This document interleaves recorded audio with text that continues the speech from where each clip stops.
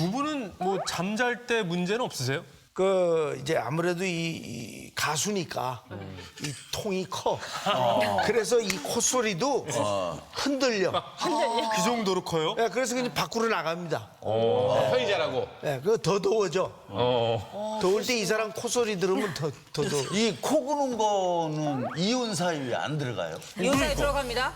정세영을 막론하고 코골이가 이혼 사유가 되고 있습니다. 진짜. 영국에서 나 이혼하고 싶어요라는 이혼 사유 중에 3위가 코골이고요. 드디어 대한민국에서도 코골이를 이혼하는 판례가 나왔습니다.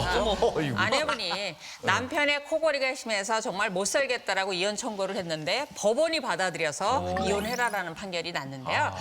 문제는 왜 이혼 판결이 났냐면 코골이를 고치려는 노력을 남편이 안 한 거예요. 그러니까 수십 년간에 걸쳐서 당신 코 때문에 내가 잠을 못 자겠고요. 여보 이거 좀 병원 좀 가보시면 안 돼요. 근데 남편이 이걸 무시했고 그래서 코골이가 원인이 돼서 이혼했습니다. 아니 갱년기가 되면 안 골던 코를 그렇게 골까? 여성 호르몬이 떨어지게 되면 대표적인 증상 중에 하나가 우리 조직의 탄력도가 떨어지고요. 근육량이 소실돼요. 그러니까 우리가 코가 이렇게 숨을 잘 쉬는 기도로 들어갔다 나왔다 하면 괜찮은데 기도 자체의 탄력도가 떨어지게 되고 그다음에 거기에 근육량이 줄어드니까 좁아지는 거예요.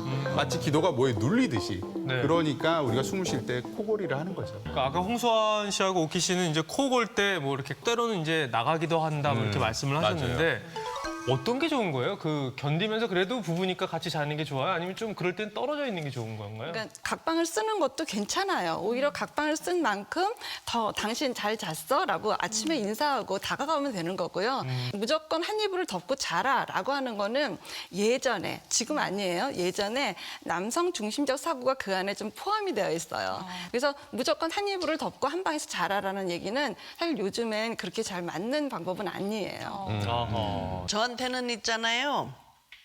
우리 이 홍수환 씨가 수면제 역할을 합니다. 무슨 얘기예요? 아니 제가 이제 우울증이 좀 생기고부터는 혼자 있으면 더 외롭고 더 힘들어요. 잠도 설치고. 그래서 이 사람이 옆에 이렇게 딱 있으면 선잠 깼다가 아, 이 사람이 없었으면 내가 어떻게 했을까. 처음 맞는 말 하네. 처음 맞는 말.